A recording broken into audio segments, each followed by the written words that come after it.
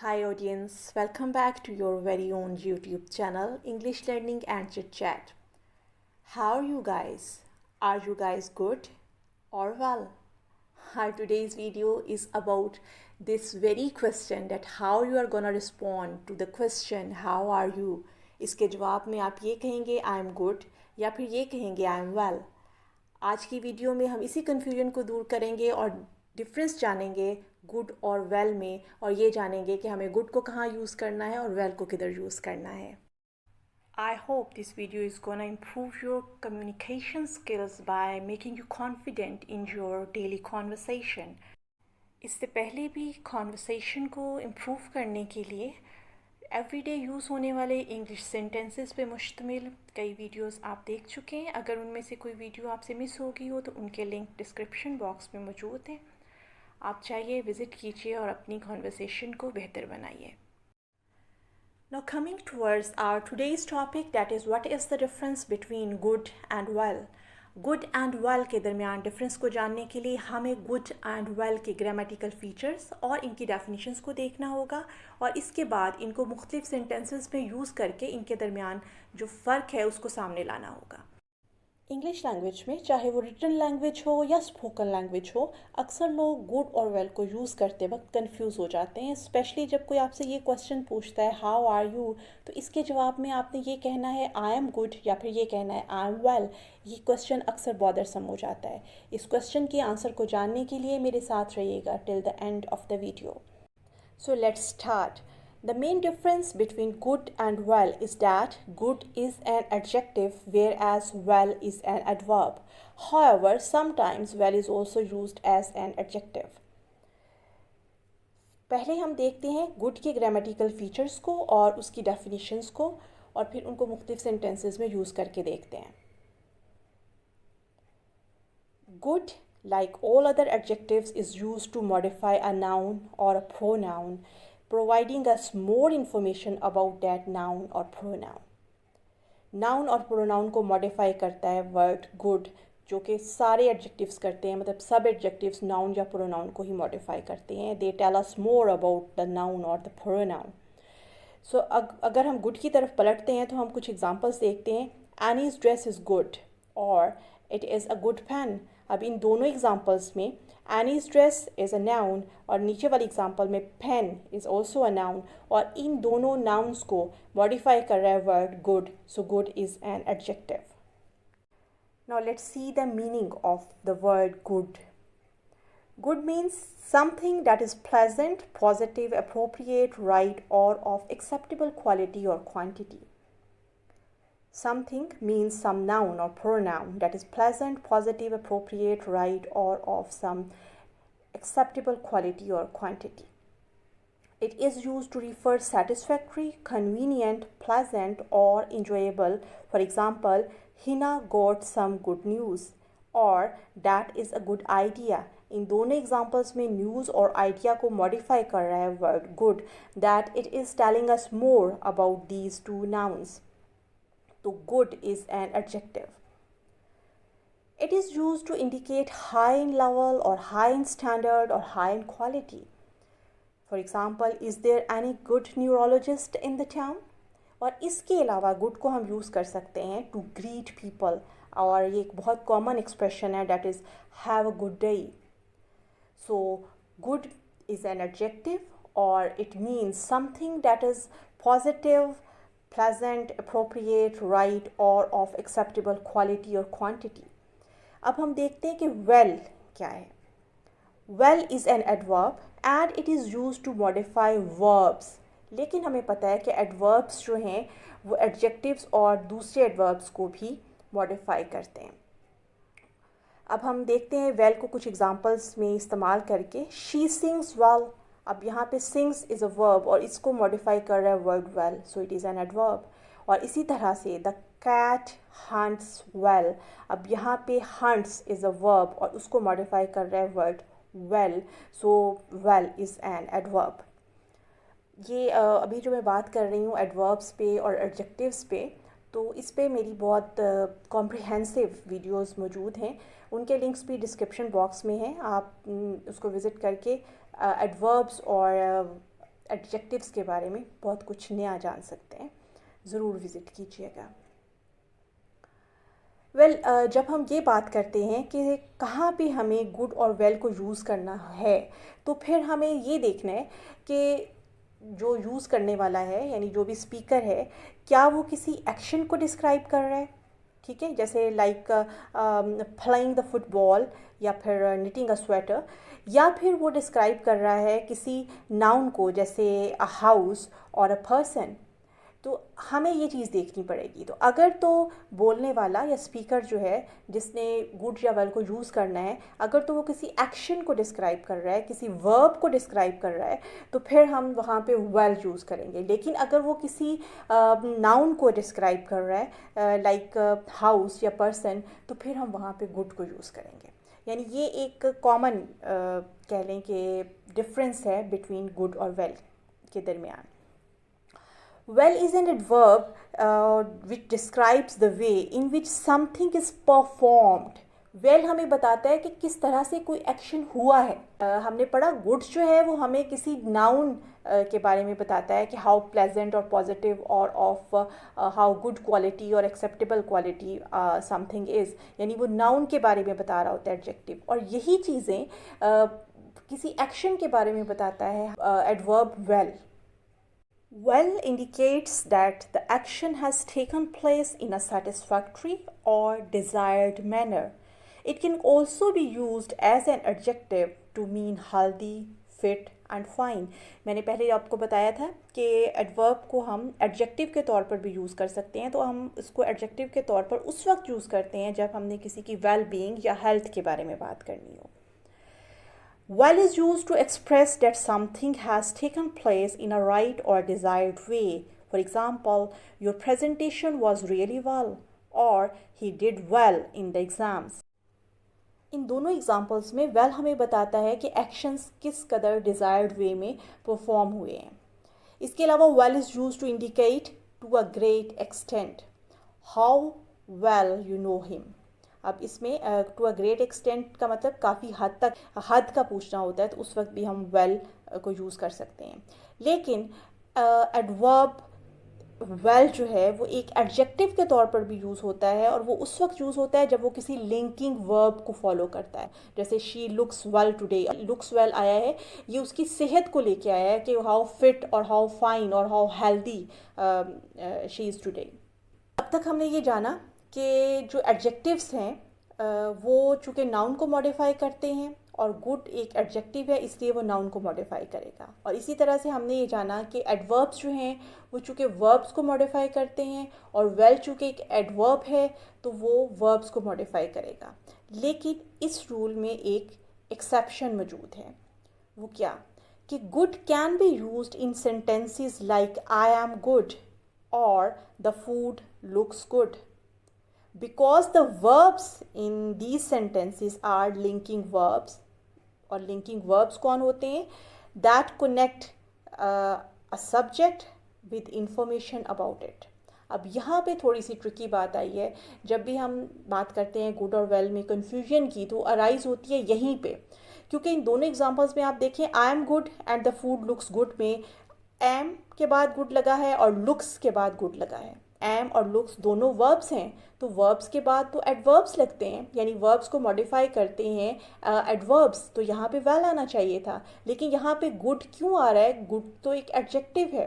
तो आपने इस एक्सेप्शन को याद रखना है कि जब लिंकिंग वर्ब्स की बात होती है तो हम उनके बाद एडजेक्टिव्स को लगाते हैं, एडवर्ब्स को नहीं लगाते। ठीक हो गया। और लिंकिंग वर्ब्स क्या होते हैं? लिंकिंग वर्ब्स वो होते हैं जो कि सब्जेक्ट को उसके बारे में जो इन्फॉर्मेशन दी जाती है उससे कनेक्ट करते हैं। लिंकिंग वर्ब्स के बारे में भी जो मेरी वर्ब्स पे वीडियो है उसमें काफ़ी डिटेल से बताया हुआ है, आप वहाँ पे जाके चेक कर सकते हैं।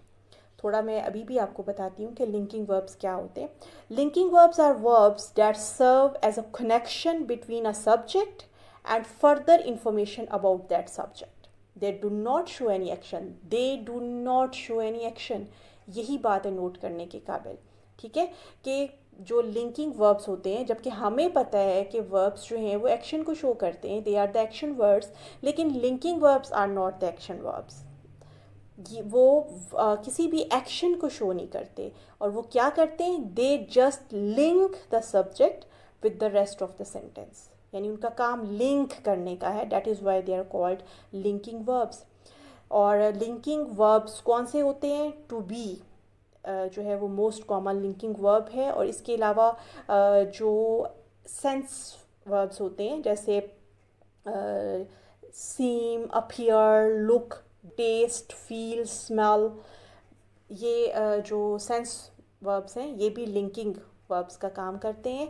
और इसके अलावा जैसे मैंने आपको बताया था कि अभी बताया कि टू बी जो है इस वर्ब की भी तमाम जो कॉन्जुगेशंस हैं, यानी जो इस पे हम चेंज करके जो इसकी फॉर्म ले आते हैं सामने, जैसे इज़, आर, एम और वॉज, ये भी लिंकिंग वर्ब्स का काम करते हैं। ये सारे आपको जो वर्ब्स यहाँ पे लिखे नज़र आ रहे हैं, जिनको मैंने कहा कि लिंकिंग वर्ब्स के तौर पे काम करते हैं, जैसे seem, appear, look, grow, taste, feel, smell, become, ये कभी कभार एक्शन वर्ब्स के तौर पर भी काम करती हैं। अगर ये एक्शन को शो कर रहे होंगे तो फिर हमने इनके बाद जो इनको मॉडिफाई करने के लिए हमने एडवर्ब ही यूज़ करना है, लेकिन अगर ये as a linking verb use हुए हैं सेंटेंस में तो फिर हमने इनको मॉडिफाई करने के लिए एडजेक्टिव यूज़ करना है।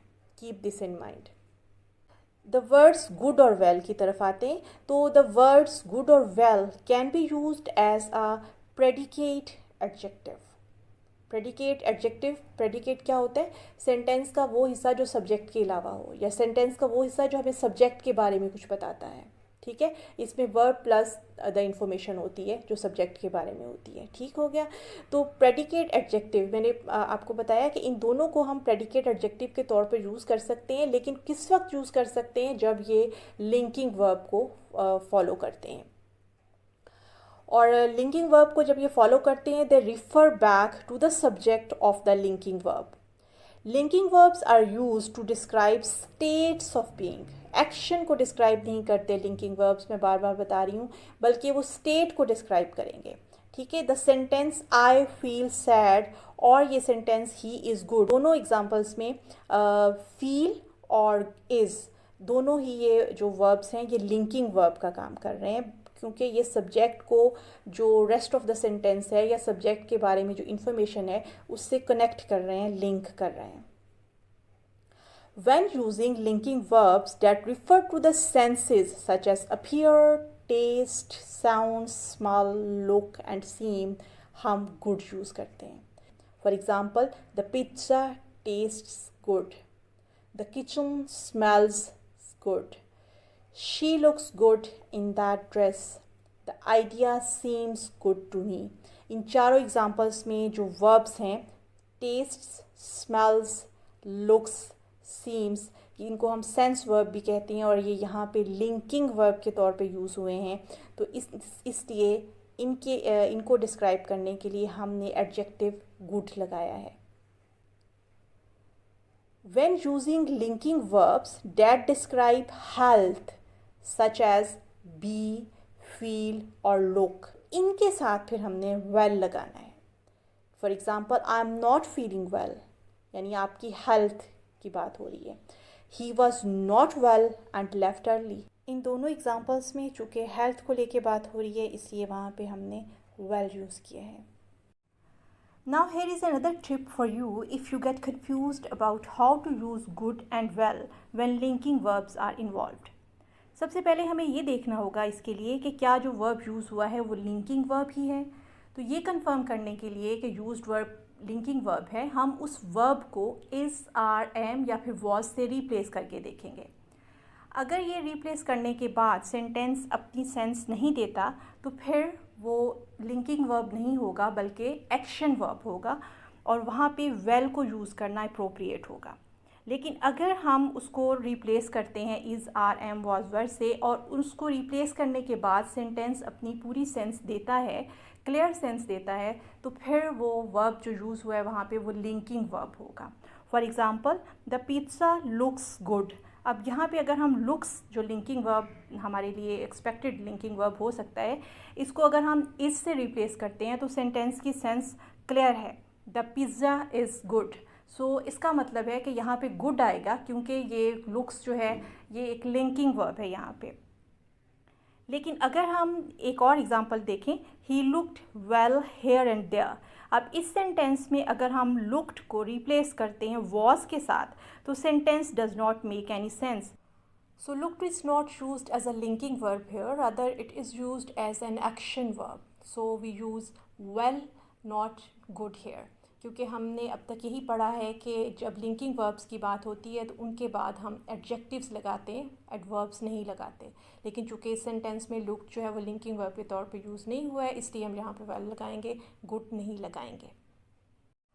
गुड और वेल के बारे में इतनी डिटेल से जानने के बाद अब हमारे लिए ये आसान होगा कि हम उस सवाल की तरफ पलटें जो कि मैंने वीडियो के आगाज़ में आपसे किया था कि हाउ आर यू, और इस सवाल के जवाब में आप क्या रिस्पॉन्स करेंगे। आप ये कहेंगे आई एम गुड, या फिर आप ये कहेंगे आई एम वेल, या फिर आप जो भी इसका आंसर देंगे उसके लिए आपके पास क्या लॉजिक है। मतलब अगर आप गुड यूज़ करते हैं तो उसके लिए आपके पास क्या लॉजिक है, और अगर आप वेल यूज़ करते हैं तो उसके लिए आपके पास क्या रीज़न मौजूद है। तो पहली बात तो ये है कि आप याद रखें ये दोनों रिस्पॉन्स सही हैं। अगर आप आई एम गुड कहते हैं तब भी, और अगर आप आई एम वेल कहते हैं तब भी, ये दोनों रिस्पॉन्स दुरुस्त हैं। कन्फ्यूजन उस वक्त पैदा होती है कि जब लोग इस बात पे यकीन रखते हैं कि चूँकि सेंटेंस में एम वर्ब यूज़ हुआ है तो उसको मॉडिफाई करने के लिए हम एडवर्ब ही यूज़ करेंगे, और उनके ख़्याल में चूँकि well is the adverb form of good तो यहाँ पे वेल यूज़ होना चाहिए। और वो लोग ऐसा कहने में हक बजानिब है कि वर्ब को एडवर्ब ही मॉडिफाई करेगा। लेकिन जो चीज़ यहाँ पे वो भूलते हैं, जिस पॉइंट को वो मिस करते हैं, वो ये है कि ये एम जो वर्ब यहाँ पे यूज़ हुआ है वो सिर्फ एक वर्ब नहीं है, बल्कि वो एक लिंकिंग वर्ब है। और अब तक हमने जितनी भी वीडियो देखी है उसमें हम यही सीख के आए हैं कि अ linking verb is always followed by N adjective और अ नाउन, जिसको हम सब्जेक्ट कॉम्प्लीमेंट कहते हैं, या जिसके बारे में हम प्रेडिकेट का वर्ड भी यूज़ करते हैं। जैसे एग्जांपल में आप देखें ही इज़ ब्रेव। अब इस एग्जांपल में brave is an adjective, so it is the subject complement of is. और इसी तरह से आई एम अ गर्ल, और इस एग्जांपल में girl is a noun and it is the subject complement of am. और यहाँ मैं साथ ही आपको ये बताती चलूँ कि it is a common mistake to follow a linking verb with an adverb, and this happens most commonly with to smell, to look and to taste. इन लिंकिंग वर्ब्स को अक्सर लोग मॉडिफाई कर लेते हैं एडवर्ब्स के साथ। For example the food tests wonderfully. अब यहाँ पे ये रॉन्ग है, जबकि ये यहाँ पे आना चाहिए था द फूड टेस्ट्स वंडरफुल, यानी एडजेक्टिव आना चाहिए था, यहाँ पे एडवर्ब नहीं आना चाहिए था। इसी तरह से ये एग्जांपल देखिए, द डॉग स्मेल्स बैड। अब यहाँ पे the adjective bad describes the smell of the dog, लेकिन अगर हम इसको चेंज कर दें और हम यूँ कहें द डॉग स्मेल्स बैडली, यानी कि हम एडवर्ब लगा दें एडजेक्टिव की जगह, तो फिर सेंटेंस की सेंस ही चेंज हो जाएगी। तो इसका मतलब ये होगा smells is not a linking verb here, और the adverb badly tells us how the dog smells. मतलब ये सेंटेंस की उसकी सेंस ही चेंज हो जाएगी। ये सब जानने के बाद ये कहा जा सकता है कि हाउ आर यू का रिस्पॉन्स आई एम गुड और आई एम वेल दोनों तरह से दिया जा सकता है। लेकिन हमें ये देखना होगा कि क्या पूछने वाले ने हमसे हमारी हेल्थ के बारे में पूछा है। अगर हेल्थ के बारे में पूछा होगा तो फिर उसके जवाब में हम कहेंगे आई एम वेल। लेकिन अगर उस पूछने वाले की इससे मुराद हमारी ज़िंदगी के और दूसरे मामलात के बारे में है तो फिर हम उसका जवाब आई एम गुड से देंगे, because I am good implies you are happy in your life and everything is okay. लेकिन I am well has nothing to do with happiness, as it implies that you are healthy, fit and fine. It means it is concerned to your health. तो जब health की बात होती है तो आई am well, और जब ज़िंदगी के दूसरे तमाम मामलात के बारे में पूछा जाए तो फिर आई एम गुड। दोनों तरह से इस क्वेश्चन का रिस्पॉन्स कर सकते हैं। सो ओवरऑल गुड और वेल के डिफरेंस को लेके हम कह सकते हैं good modifies a person, place और thing, whereas well modifies an action. If you are having a good day then your day is going well. इस एग्जाम्पल में आप देख सकते हैं good day, good is an adjective and your day is going well, well is an adverb. So the bottom line is to take a moment to think about what the word is being modified. किस word को modify किया जा रहा है ये देख लें. If it is a verb, you would do well to use well. Otherwise, the good choice is good. So the video ends here. Hope you like the video and share it to your friends. And you subscribe to my channel and press the bell icon so that you may get early notification of my coming videos. Thank you.